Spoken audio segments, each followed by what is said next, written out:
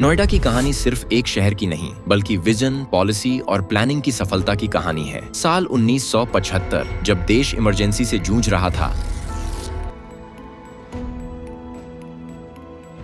तब दिल्ली के अंदर फैक्ट्रियों की भरमार और प्रदूषण ने सरकार को मजबूर किया कि कुछ बड़ा किया जाए। दिल्ली के केंद्र में स्थित हजारों फैक्ट्रियों से निकलता धुआं राजधानी की हवा को जहरीला बना रहा था। इस समय संजय गांधी के नेतृत्व में एक अहम फैसला लिया गया। इन फैक्ट्रियों को दिल्ली से बाहर शिफ्ट किया जाए और इसी सोच के साथ नोएडा की नींव रखी गई। 17 अप्रैल 1976 को new Okhla industrial development authority यानी नोएडा की स्थापना हुई। उस वक्त यमुना के किनारे की यह जमीन बंजर थी, कहीं खेत, कहीं झाड़ियां, लेकिन यही जमीन आने वाले दशकों में उत्तर भारत का सबसे तेजी से बढ़ता हुआ औद्योगिक और शहरी क्षेत्र बन जाएगी। इसका अंदाजा शायद किसी को नहीं था। शुरुआत में नोएडा को सिर्फ इंडस्ट्रियल टाउनशिप के रूप में डेवलप किया गया था, ताकि दिल्ली से फैक्ट्रियों को निकालकर एक नियोजित क्षेत्र में बसाया जा सके। पहले कुछ सालों में सड़कें बनी, बिजली पानी की सुविधाएं पहुंचाई गईं और जमीनें फैक्ट्रियों को आवंटित की गईं। लेकिन असली विकास की गति तब शुरू हुई जब 1985 में यहाँ स्पेशल इकोनॉमिक जोन की स्थापना हुई। यह उत्तर भारत का पहला और एकमात्र स्पेशल इकोनॉमिक जोन था, जहां कंपनियों को टैक्स में छूट, आसान पॉलिसी और पहले से तैयार बुनियादी ढांचे की सुविधा मिली। यही वजह है कि बड़ी बड़ी कंपनियों ने यहां निवेश शुरू कर दिया। आईटी, इलेक्ट्रॉनिक्स, टेक्सटाइल, रोबोटिक्स और बाद में सेमीकंडक्टर जैसे सेक्टर यहां तेजी से पनपने लगे। आज की तारीख में नोएडा की जीडीपी 26.5 बिलियन डॉलर से ज्यादा है और यह उत्तर प्रदेश की इकोनॉमी में 10% का योगदान देता है,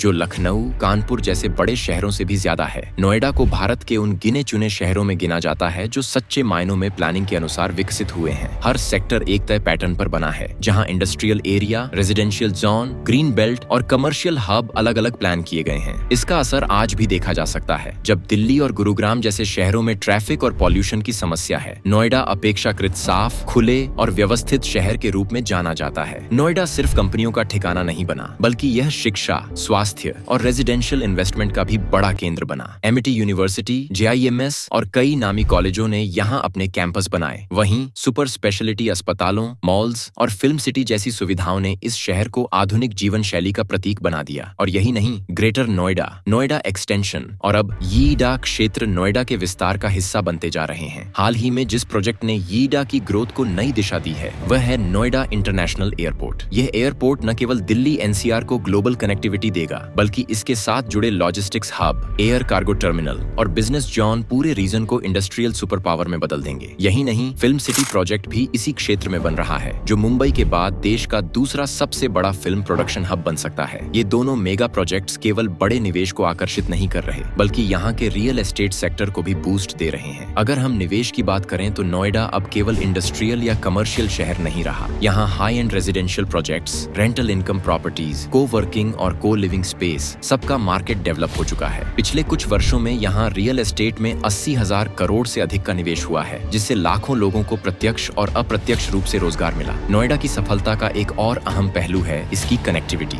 दिल्ली मेट्रो की ब्लू लाइन और एक्वा लाइन नोएडा को दिल्ली और ग्रेटर नोएडा से जोड़ती है। DND flyway, Noida greater Noida expressway और अब बन रही रैपिड रेल इस शहर को भारत के सबसे कनेक्टेड शहरों में से एक बना रही है। आने वाले 5 वर्षों में नोएडा सिर्फ उत्तर भारत ही नहीं, पूरे देश में एक टेक्नोलॉजी और इनोवेशन सेंटर के रूप में उभरेगा।